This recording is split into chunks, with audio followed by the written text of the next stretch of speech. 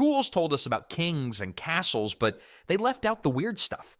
People did things back then that sound crazy today. Some funny, some gross, all real. These 100 medieval facts weren't in your history book, but they should have been. Only the super wealthy could afford it, which meant most people's diets weren't destroying their teeth like ours do today. No wonder they didn't need dental insurance. Their biggest sweet treat was a honeycomb if they were lucky. Instead of fancy toothbrushes, people used twigs with frayed ends or cloth rags, scrubbing their teeth with salt, charcoal, or crushed herbs. Some even use ground-up eggshells or burnt rosemary. Medieval dental hygiene, like a DIY crafting project, meets your bathroom routine. Forget everything you've been told about medieval people having rotten teeth and terrible breath. The truth is, many medieval folks actually had surprisingly healthy teeth, probably healthier than yours after your last Halloween candy binge. Here's the shocking part. Sugar, the main culprit behind tooth decay, was incredibly rare and expensive in medieval times. The medieval diet of coarse bread, vegetables, and meat actually helped clean teeth naturally as people chewed. Medieval people understood that bad breath wasn't attractive either. They chewed herbs like mint, fennel, or cloves to freshen their breath. Archaeological remains tell the story best. Many medieval skulls show teeth in much better condition than the Victorians, who had access to more modern dental care, but also loads of sugar. Forget what you've heard about medieval peasants being dirty and sad all the time. Life was hard, yes, but they weren't just sitting around waiting to die. Peasants got a lot of days off, up to 150 or even 200 each year. Between church holidays, feasts, and festivals, they had more time off than most people today. And just like dental health, medieval warfare wasn't quite what most people picture either. That shiny, clanking knight in full-plate armor? Pure Hollywood. Those full metal suits didn't show up until the 1400s. Before that, knights wore chainmail, linked metal rings over thick padding called a gambeson, basically a quilted jacket stuffed with whatever soft material they had. Chainmail was flexible enough to move, sit, or even run in. The idea that knights couldn't get up if they fell? Total nonsense. They were trained athletes who had to ride, fight, and survive. Armor was custom-made, often fancy if you had the gold. Some even had engraved crests or came from Milan, yes, like a medieval designer suit. When full plate finally arrived, it wasn't as heavy as you'd think, around 50 pounds. Today, soldiers often carry more. Knights trained for this since childhood. By the time they wore full armor, they moved like gymnasts in steel.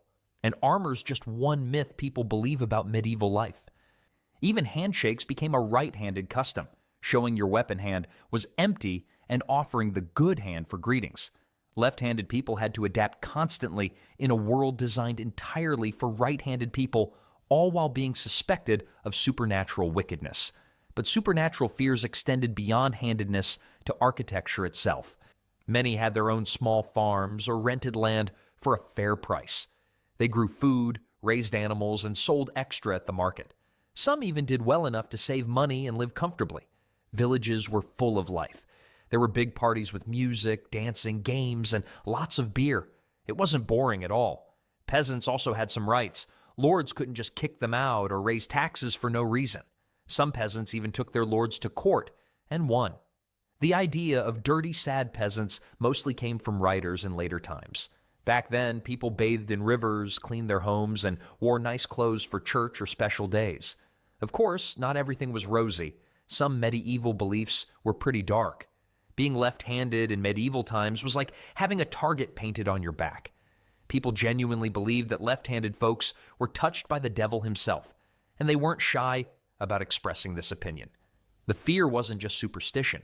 The Latin word for left is sinister, which also means evil or unlucky.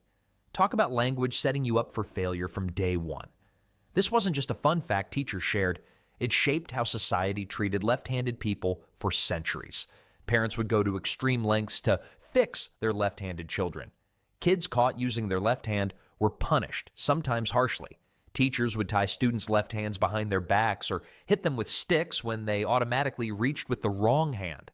Some parents even broke their children's left hands to force them to use the right one. The church reinforced these beliefs.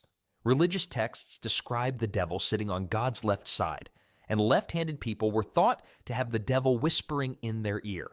In medieval artwork, the damned are always shown on the left side of Jesus at the Last Judgment, while the saved stand on his right.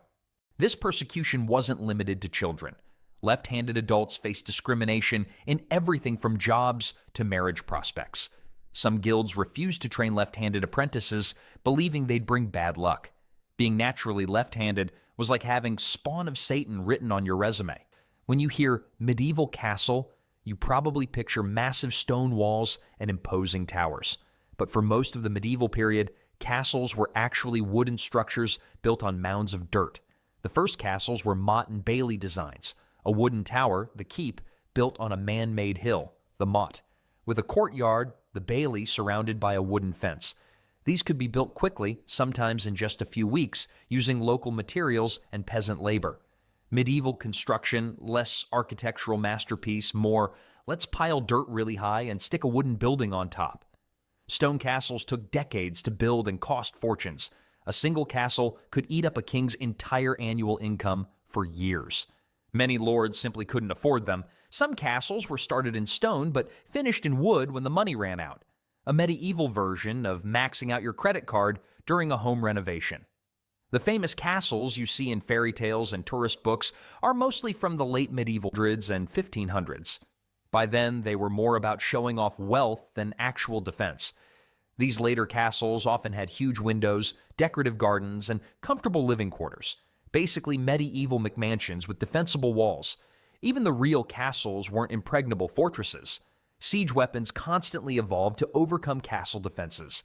By the time cannons arrived on the battlefield, castle walls became more decorative than defensive. Many medieval lords spent more time negotiating surrenders than actually defending their castles. What we call castles today were often just fortified manor houses, fancy homes with a few defensive features. Think of them as the medieval equivalent of a gated community with really good walls and a moat instead of a pool. But medieval defenses went beyond architecture to some truly bizarre legal practices. In medieval courts, animals weren't just farm property, they were potential criminals. Pigs, goats, and even insects faced formal trials with witnesses and defense attorneys when accused of crimes.